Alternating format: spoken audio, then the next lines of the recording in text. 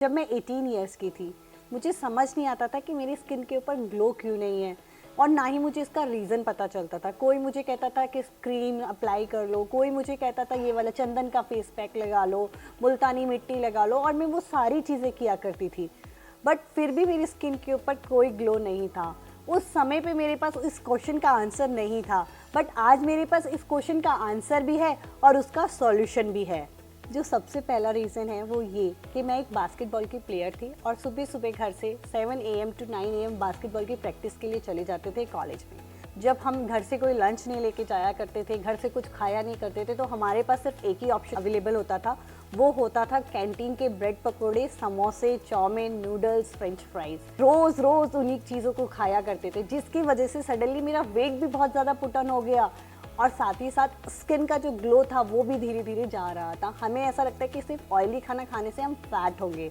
जी नहीं, अगर आप बहुत ज़्यादा एक्सेस में ऑयली खाना खाते हो तो आपका जो एजिंग प्रोसेस है वो बहुत तेज़ी से बढ़ने लग जाता है, कि स्किन का ग्लो चला जाता है। वो इसलिए होता है जो कि वो ऑयल जिसमें वो खाना बनता है वो बार बार फ्राई करते रहते हैं। फ्राई करने के बाद उसी सुबह मॉर्निंग से वो ऑयल शुरू करता है और वो हाई टेम्परेचर से चलता रहता है शाम तक, जिसकी वजह से उसके अंदर केमिकल रिलीज़ होने लगते हैं। वो बहुत ज़्यादा टॉक्सिक हो जाता है और हमारे बॉडी के अंदर टॉक्सिन्स बढ़ा देता है। जिसका असर धीरे धीरे मेरी स्किन पे और मेरे फैट पे पड़ने लगा था और मुझे समझ नहीं आता था मेरे खाने की वजह से मेरे साथ हो रहा है। सेकंड रीज़न कि हम जब बास्केटबॉल खेलने के लिए जाते थे तो हमें इतनी नॉलेज नहीं थी कि अगर हम सन में खेल रहे हैं तो हमें सनस्क्रीन लोशन को ज़रूर अप्लाई करना चाहिए। ये सबसे बड़ी मेजर मिस्टेक्स थी। यंग गर्ल्स, हमें उनको बताना चाहिए बेटा कि आपकी स्किन बहुत सेंसिटिव होती है। जब आप बाहर जाते हैं, जब भी आउटडोर में गेम्स खेलें तो प्लीज़ उनको सनस्क्रीन लोशन लगाएं। और इवन अब तो बच्चों का भी सनस्क्रीन लोशन आ गया है, तो अगर बेबी 5 ईयर से ऊपर है तो आप उनको सनस्क्रीन लोशन लगाना शुरू कर दें। थर्ड रीज़न है वाटर। जी हाँ, हमारे फेस के ग्लो को बढ़ाने के लिए थर्ड रीज़न वाटर बहुत मैटर करता है।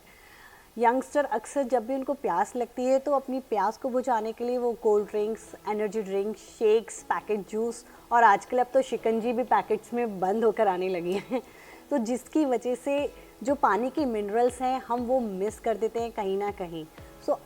पानी का जो काम है वो पानी ही करेगा, वो शेक्स या और एनर्जी ड्रिंक्स नहीं कर सकते हैं। अगर आपको अपने फेस के ऊपर ग्लो बढ़ाना है तो आपको वाटर पे बहुत ज़्यादा फोकस करना ही पड़ेगा। गाइस, मुझे लगा मुझे सारी बातें आपके साथ डिस्कस करनी चाहिए। मुझे नहीं पता था, जिसकी वजह से मुझे समझ भी नहीं आता था कि मुझे क्या करना है और मैं गलत चीज़ों पर फोकस करती रहती थी। बट आज मैंने आपको मेन 3 रीज़न्स बता दिए हैं, तो आपको ध्यान रखना है। अपने बच्चों को भी ये बात समझानी है कि जब भी वो धूप में जाएँ तो सनस्क्रीन लोशन ज़रूर लगाएं। जब उन्हें प्यास लगे तो अपनी प्यास कोल्ड ड्रिंक और शिकंजी से नहीं, पानी से यूज़ करना है। और थर्ड वन इज़ कि हमें बहुत ज़्यादा ऑयली फूड नहीं खाना है।